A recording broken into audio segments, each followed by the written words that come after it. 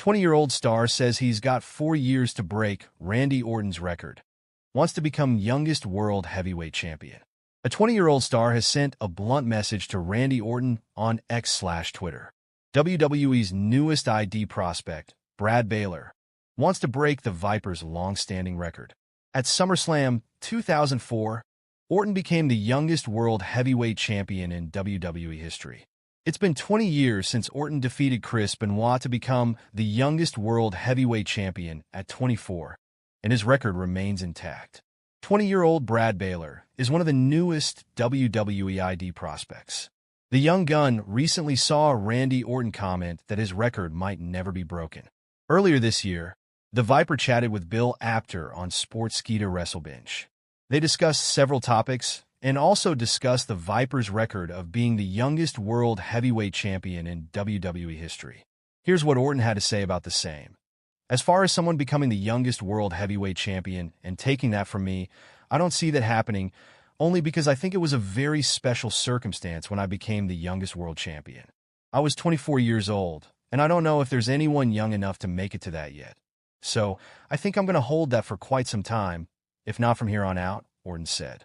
Unfortunately, Orton's first reign with the world heavyweight title didn't last long.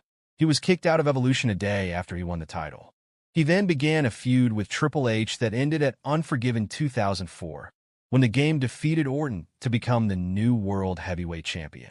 WWE ID prospect plans on breaking a 20-year Randy Orton record. A prospect from the WWE ID program is seeking to break Randy Orton's 20-year record by becoming the youngest WWE World Champion. Orton reached the impressive feat at 24 years old when he won the World Heavyweight title, just 1 year after his first pay-per-view event match. On Twitter, Brad Baylor shared that he has 4 years left to break the record, which Orton doesn't see anyone breaking. Baylor was announced as a WWE ID prospect last month. He often wrestled for Wrestling Open and has competed for PPW, Beyond Wrestling, and other promotions. Earlier this year, Orton named which young star he sees as a future WWE World Champion. Click here to see who's on the Viper's radar. Randy Orton is undoubtedly one of the greatest professional wrestlers in WWE history, working at the top level for over 2 decades, during which time he became one of the most decorated world champions the industry has ever seen.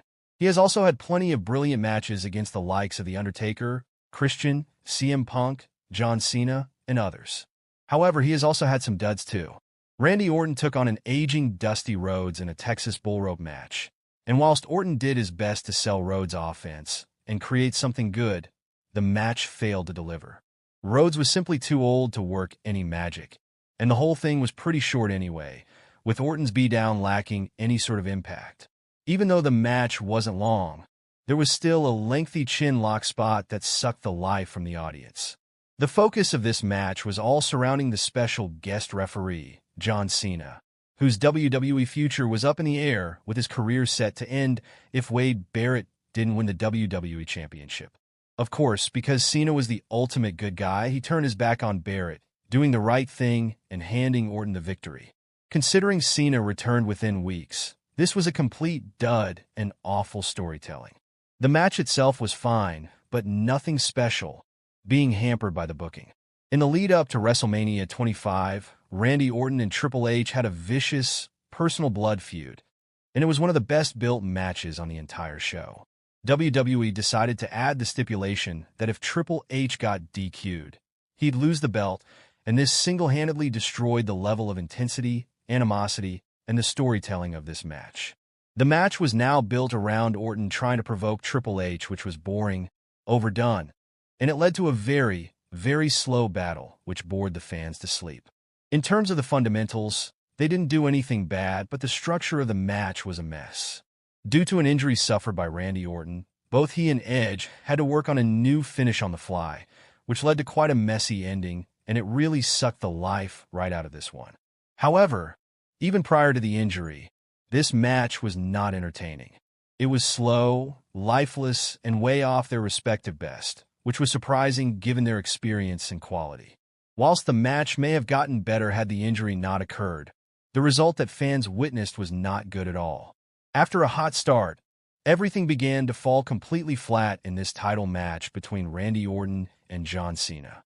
After just 7 minutes of pretty standard in-ring action that was steadily building, Cena got himself disqualified due to attacking Orton too much as he stood in the ropes. It was a diabolical finish and one that made this one of the worst PPV match endings of the entire year. This match was a robbery to paying fans. WWE tried to jump on the bandwagon with cinematic matches in 2017, which led to Randy Orton taking on Bray Wyatt in a House of Horrors match. They met at an abandoned, filthy, spooky house and had such a boring brawl, with the high point coming when a fridge was involved. Sure, the setting was unique, but the action was severely underwhelming.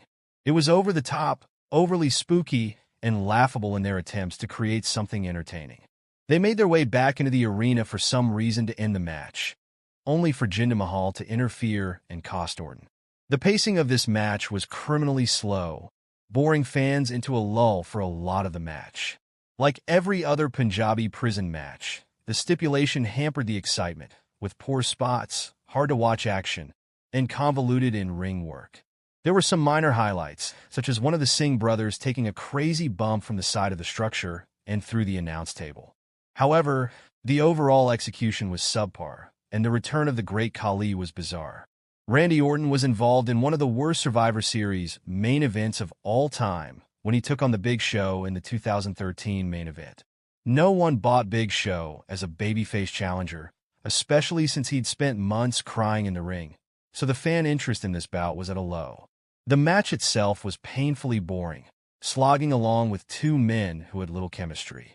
Show even tried to adopt Daniel Bryan's yes chance in a cringeworthy moment. When this was over, it was clear this only served to set up a title versus title match between WWE Champion Orton and World Heavyweight Champion John Cena. Randy Orton and Bray Wyatt had many poor matches, though this might be the most ridiculous one of the bunch. Following a thrilling storyline in the lead-up to the event, this match ended up being laughably bad. The action was pretty basic and well executed, but suddenly the lights went down and the ring had images projected onto it. This included worms, maggots, and more. This would happen numerous times, distracting Orton and sending the referee running out of the ring. It was painful to watch. The execution of it was absolutely awful. And to make matters worse, Orton defeated Wyatt with ease anyway. The worst match of Randy Orton's WWE career is undeniably this one against Bray Wyatt at WrestleMania 37. With the ring drenched in ugly red lighting,